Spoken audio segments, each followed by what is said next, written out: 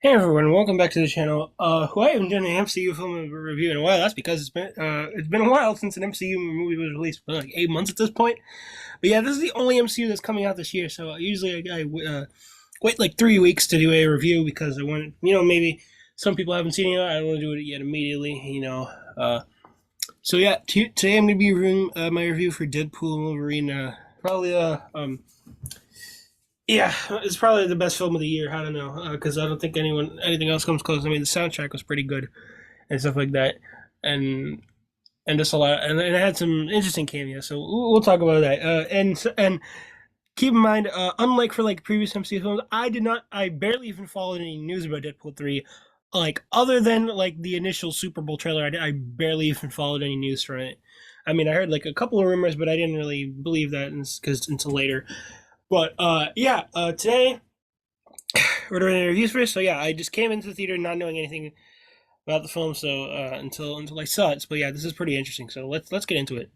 So the film starts with Deadpool. So he's these are like TVA agents. So I guess he's time traveling to the universe where from the 2017 Logan film where Wolverine died. So he sees Wolverine's remains, I guess, and then TVA agents come after him because he's altering the timeline, and then or he's trying to do that, and then yeah, he just kills all the TVA agents. Because yeah, there it is. Then, so I believe this catches off. So I mean, this takes place immediately after the end of Deadpool 2. Now, this is not an MCU film, so technically he's like crossing over to the MCU, Deadpool 3, Deadpool Wolverine. But yeah, so this takes place immediately after he got that time travel thing from Deadpool 2. So yeah, it basically set up that he was gonna cross over to the MCU. So next part, so we see him in the MCU. So actually, I think that's where he goes immediately after. So he goes March 14th, 2018, so Pi Day, and this is shortly before the snap happens. So shortly before Infinity War, I guess. And so he's meeting at Avengers Tower with none other than Happy Hogan. So so yeah, this so here over here we have the arc reactor. I believe this is the same arc reactor that was put on Tony's wreath, the wreath that was put in the lake after, in front of Tony's house after, in that Endgame scene. But yeah, this is the same one that was used in Endgame at the end of that film.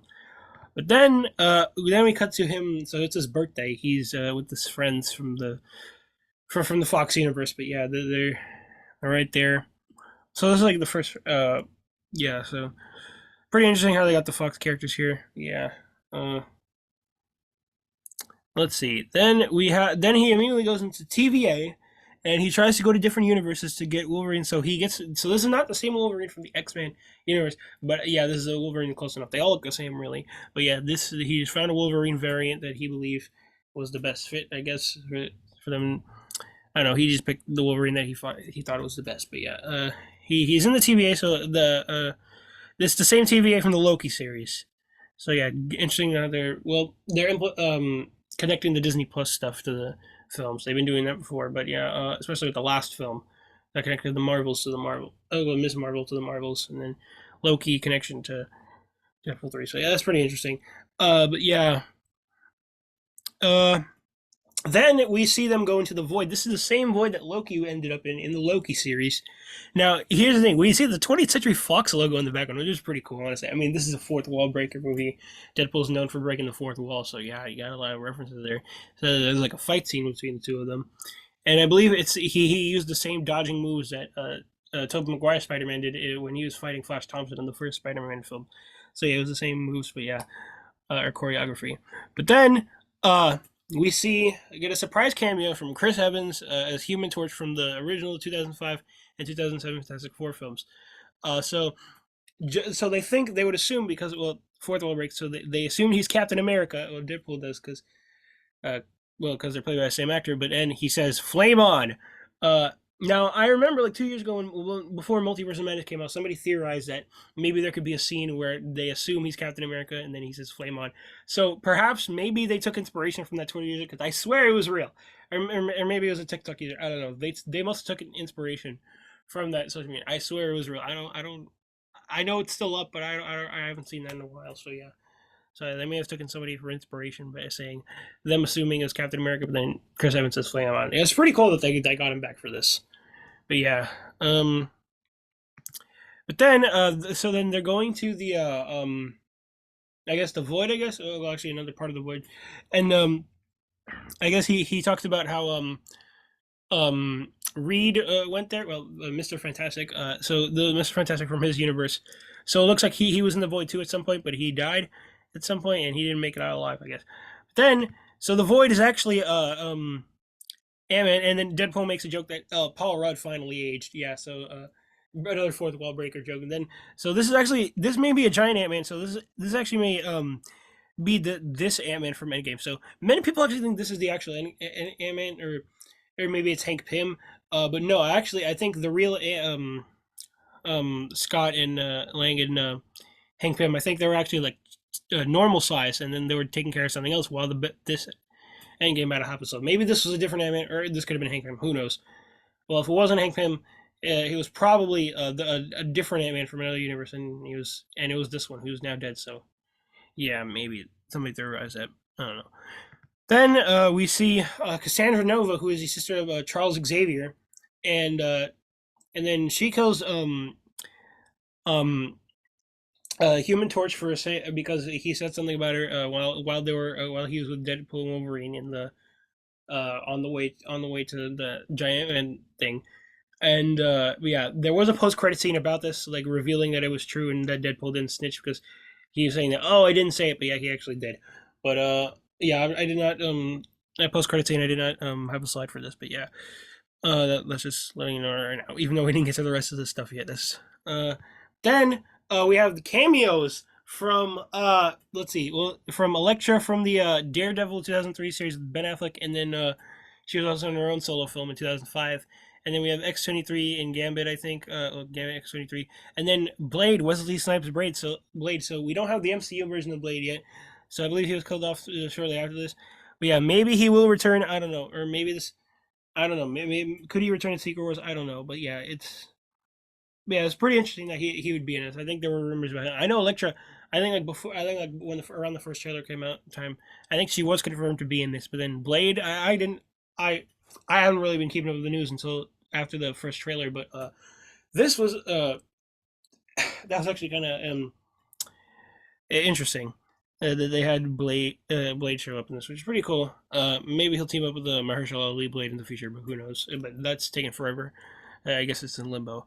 But yeah, we had this fight scene there, and then